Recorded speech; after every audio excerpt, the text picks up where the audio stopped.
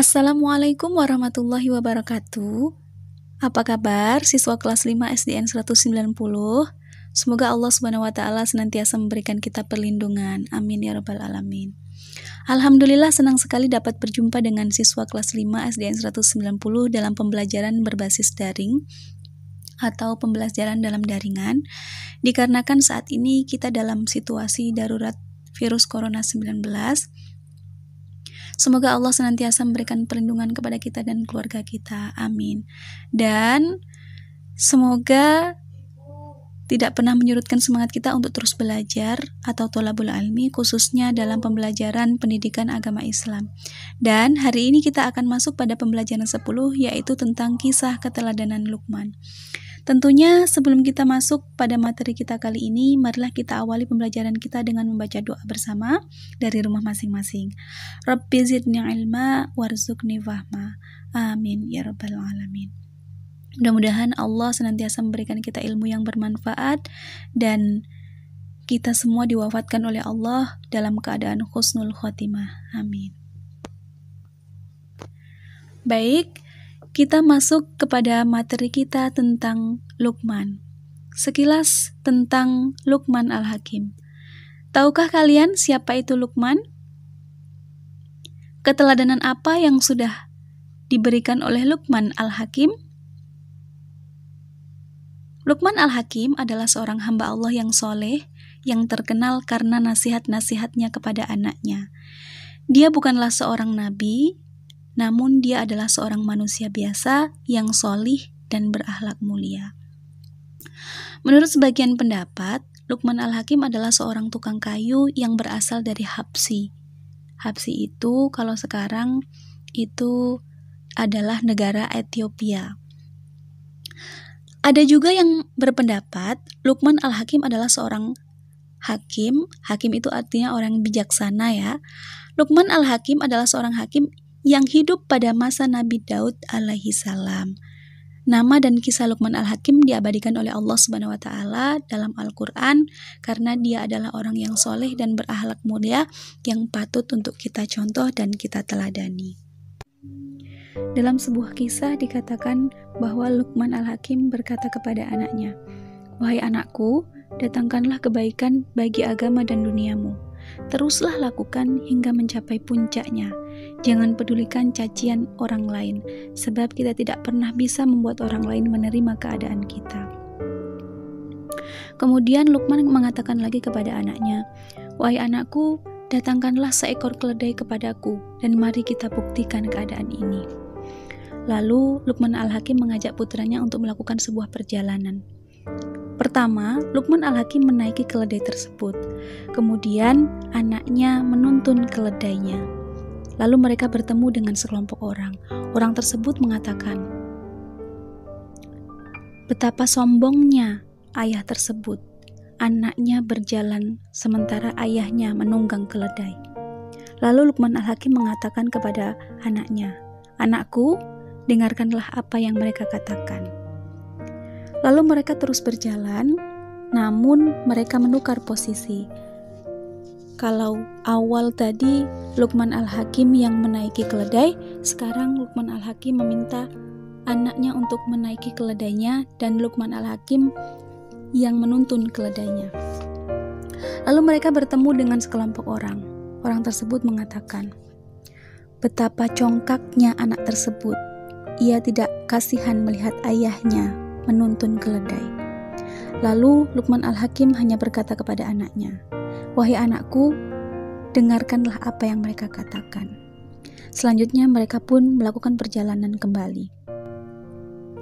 Namun keduanya menaiki keledai.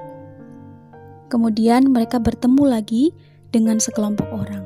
Orang tersebut mengatakan, "Dua orang itu tidak sakit, tetapi kenapa mereka menaiki keledai? Apakah mereka sudah tidak mampu berjalan?" Kemudian Luqman Al-Hakim hanya mengatakan kepada anaknya, "Wahai anakku, dengarkanlah apa yang mereka katakan." Selanjutnya mereka berdua kembali melakukan perjalanan. Namun mereka kembali menukar posisinya.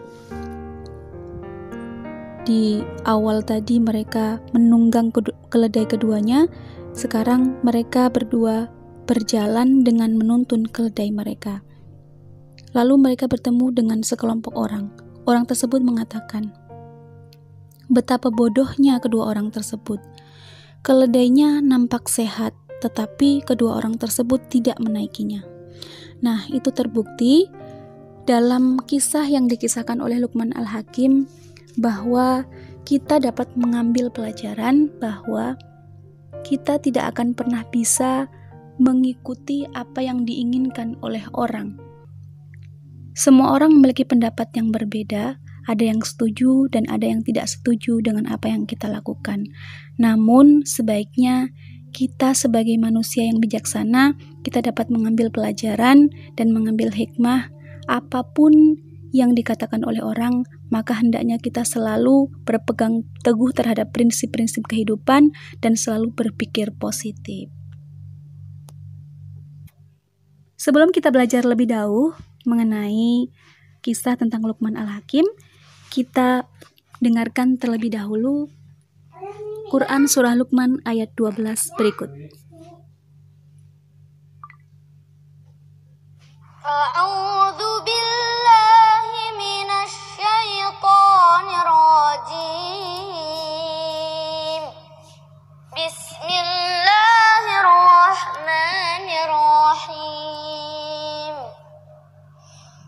Walaqad atayna Luqmanal hikmata an ishkur lillah. Wa man yashkur fa innama yashkuru li nafsihi wa man kafara fa innallaha ghaniyyun hamid. Shadaqallahul azim. Dalam Quran surah Luqman ayat 12 dikatakan bahwa walaqad atayna Luqmanal hikmata an ishkur lillah, yang artinya dan sesungguhnya telah kami berikan hikmah kepada Luqman, yaitu bersyukurlah kepada Allah. Selanjutnya dikatakan wa may yashkur fa innama yashkuru li nafsihi, yang artinya dan barang siapa yang bersyukur kepada Allah, maka sesungguhnya ia bersyukur untuk dirinya sendiri. Selanjutnya dikatakan wa man kafara fa innallaha ghaniyyun hamid, dan barang siapa yang tidak bersyukur, maka sesungguhnya Allah Maha Kaya lagi Maha Terpuji. Masya Allah, dalam Quran Surah Luqman ayat 12 banyak sekali pelajaran yang bisa kita ambil. Di antaranya adalah yang pertama, dikatakan bahwa Luqman adalah seorang hamba Allah yang soleh, ya, yang telah dianugerahi hikmah, yaitu selalu bersyukur. Luqman selalu bersyukur atas nikmat yang ia peroleh. Kemudian pelajaran yang kedua dikatakan bahwa Allah Subhanahu wa taala berkata bahwa barang siapa yang bersyukur kepada Allah Subhanahu wa taala, maka sesungguhnya ia bersyukur untuk dirinya sendiri. Syukur adalah berterima kasih kepada Allah Subhanahu wa taala atas segala nikmat yang diberikannya kepada kita. Seperti tubuh yang sempurna, dapat melihat, mendengar, berbicara, berjalan, meraba, dan juga merasakan sesuatu. Selanjutnya kita dapat makan, dapat minum, memiliki tempat tinggal, pakaian, dapat belajar, serta memiliki keimanan yaitu Islam. Itulah yang harus kita syukuri. Kemudian yang ketiga, dalam Quran Surah Luqman dapat kita ambil pelajaran dari ayat 12 adalah Allah Subhanahu wa taala telah menganugerahi Luqman ketaatan beribadah kepada Allah Subhanahu wa taala, memiliki perasaan halus, akal pikiran dan pengetahuan yang luas. Masya Allah. Jadi anak-anak sekalian yang Ibu sayangi, bersyukur dan berterima kasih atas nikmat yang telah diberikan oleh Allah Subhanahu wa taala adalah sesuatu hal yang perlu kita teladani dari seorang yang bernama Luqman yang namanya diabadikan dalam Al-Qur'an. Dalam ayat lain pun Allah juga mengatakan dalam Quran surah Ibrahim ayat 7, A'udzubillahi minasyaitonirrajim, la in syakartum la'azidannakum wa la in kafartum inna adzabi lasyadid. yang artinya sesungguhnya apabila engkau bersyukur, maka akan aku tambahkan nikmatku kepadamu. Tetapi apabila engkau ingkar, maka azabku sangat pedih. Itu dikatakan oleh Allah dalam Quran surah Ibrahim pula ayat 7. Jadi anak-anak ibu sekalian, meskipun saat ini kita berada dalam kondisi wabah atau pandemik virus COVID-19 yang saat ini tengah kita alami, bahkan seluruh dunia masyarakat pun mengalaminya, tidak henti-hentinya kita tetap selalu bersyukur atas segala nikmat yang telah diberikan oleh Allah Subhanahu wa taala. Adanya sebuah musibah tentu pasti ada hikmah juga. Musibah datang, kemudian hikmah pun juga menghampiri kita. Hikmah yang dapat kita ambil dari musibah saat ini mungkin barangkali pelajarannya kita dapat berkumpul dengan keluarga karena kita tidak banyak melakukan aktivitas di luar rumah. Kemudian kita bisa belajar di rumah bersama dengan orang tua kita, bersama dengan kakak-kakak kita, atau dengan adik kita. Nah, segala sesuatu itu patut sekali kita syukuri anak-anak ya. Oke, baik, selanjutnya, selain dari 3 pokok hal di atas, Luqman Al-Hakim juga mengajarkan 4 pokok atau 4 hal yang biasa dia ajarkan kepada seluruh anak-anaknya. Di antaranya yang pertama adalah akidah, yang kedua pendidikan ibadah, yang ketiga pendidikan dakwah, dan yang keempat adalah pendidikan. Yang pertama, apakah yang dimaksud dengan pendidikan akidah yang diterapkan oleh Luqman Al-Hakim terhadap anak-anaknya? Dikatakan dalam Quran surah Luqman ayat 13. Wa idh qala Luqmanu li'ibnihi wa huwa ya'idhuhu ya bunayya la tusyrik billah inna syirka la dzulmun 'adzim. Dan ingatlah ketika Luqman berkata kepada anaknya di waktu ia memberi pelajaran kepadanya, "Hai anakku, janganlah kamu mempersekutukan Allah Subhanahu wa taala. Sesungguhnya mempersekutukan Allah Subhanahu wa taala adalah benar-benar kezaliman yang sangat besar." Hal pertama yang diajarkan oleh Luqman terhadap anaknya adalah akidah. Akidah adalah sebuah kepercayaan atau keyakinan pokok yang harus dimiliki oleh seseorang. Dan akidah merupakan hal mendasar yang harus diajarkan oleh setiap orang tua kepada anaknya. Selain akidah, Luqman Hakim juga mengajarkan tentang tauhid atau mengenal keesaan Tuhan, yaitu hanya mempercayai Allah Subhanahu wa taala sebagai Tuhan yang patut untuk disembah dan meyakini bahwa Allah Subhanahu wa taala adalah sebaik tempat untuk meminta pertolongan. Selanjutnya yang kedua adalah ibadah. Setelah menerapkan dan mengajarkan akidah kepada anaknya, selanjutnya Luqman Hakim mengajak anaknya untuk membiasakan diri melaksanakan ibadah yang diperintahkan oleh Allah Subhanahu wa taala.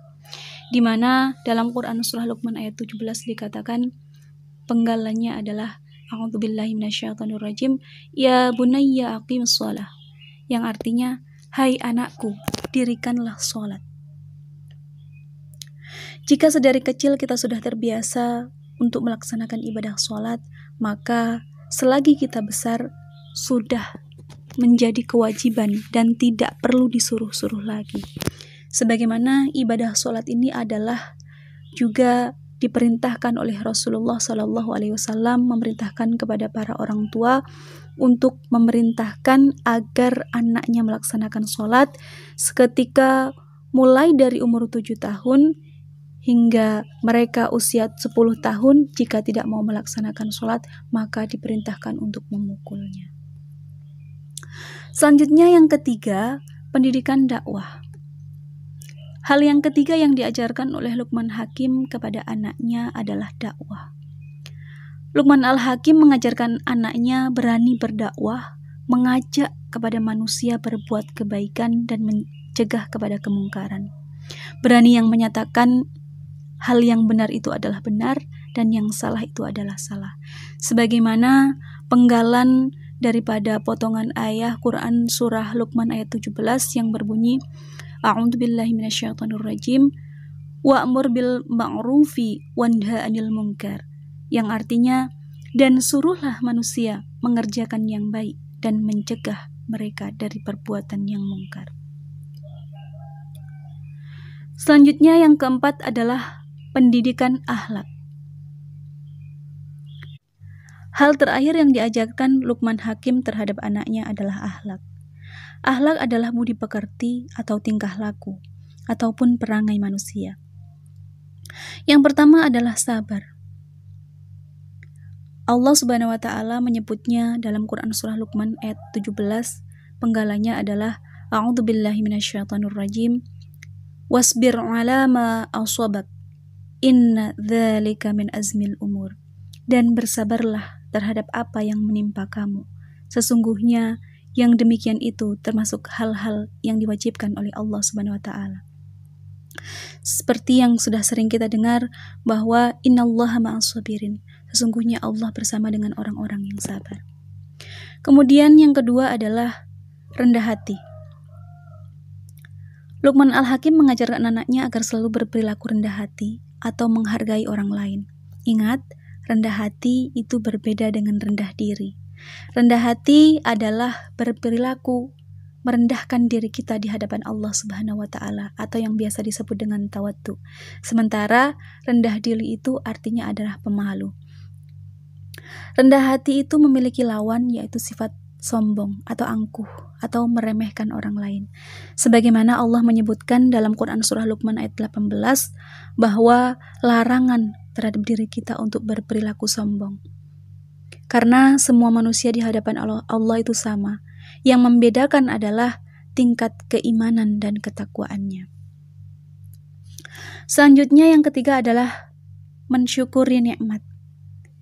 Dalam Quran Surah Luqman ayat 12, sebagaimana yang sudah kita dengarkan tadi di awal, bahwa Luqman Al-Hakim selalu mengajarkan kepada anaknya untuk selalu bersyukur kepada Allah, bersyukur atas segala karunia dan pemberian yang telah diberikan oleh Allah Subhanahu wa Ta'ala, sebagaimana Allah akan menambahkan kebaikan dan rezeki bagi hambanya yang mau bersyukur. Tetapi apabila seorang hamba tersebut tidak bersyukur, maka Allah akan memberikan siksaan kepada kita. Na'udzubillah tsumma na'udzubillah. Selanjutnya yang keempat adalah berbakti kepada kedua orang tua. Luqman Al-Hakim selalu menasihati kepada anaknya agar selalu berbakti kepada kedua orang tua. Berbakti dengan cara berbuat baik, berperilaku mulia, menghormati, dan menghargai orang tua kita. Orang tua telah merawat kita, membesarkan kita dengan penuh kasih sayang. Maka sudah selayaknya kita sebagai seorang anak haruslah berbakti kepada kedua orang tua kita. Sebagaimana dalam Quran Surah Luqman ayat 14 juga disebutkan, A'udzubillahi minasyaitonirrajim, wa wasainal insana biwalidayhi hamalathu ummuhu wahnan ala wahni wa fisaluhu fi amaini anishkurli wali walidayk ilayal masir, yang artinya, dan kami perintahkan kepada manusia agar berbuat baik kepada kedua orang tuanya. Ibunya telah mengandungnya dalam keadaan lemah yang bertambah-tambah dan menyapihnya dalam usia 2 tahun. Bersyukurlah kepadaku dan kedua orang tuamu, hanya kepada aku kembalimu. Sebagai motivasi, mari kita nyanyikan bersama lagu tentang ibu. 9 bulan ibu mengandung dan melahirkan kita ke dunia. Siang dan malam ibu menyusui, tiada merasa lelah dan letih. Kasih sayangnya, cinta kasihnya sepanjang masa. Kasih sayangnya, cinta kasihnya tak terbalas emas permata. Surga di telapak kaki ibu, itulah hadis Nabi Muhammad. Kalau kita berbakti padanya, di akhirat mendapat surga. Surga di telapak kaki ibu, itulah hadis Nabi Muhammad. Kalau kita melawan padanya, di akhirat mendapat siksa. Naudzubillah tsumma naudzubillah. Mudah-mudahan kita semua tergolong kepada anak yang solih-solihah dan berbakti kepada kedua orang tua kita. Selanjutnya yang terakhir adalah sederhana. Sederhana di sini adalah bersikap bersahaja atau tidak berlebih-lebihan. Sederhana yang dimaksud bukan hal ketika membeli makanan atau minuman saja, melainkan adalah sederhana dalam hal bertingkah laku ataupun bertutur kata, dan sederhana dalam hal berbicara. Sebagaimana yang dikatakan dalam Quran Surah Luqman ayat 19, dan sederhanakanlah dalam berjalan dan lunakkanlah suaramu. Sesungguhnya seburuk-buruk suara ialah suara keledai.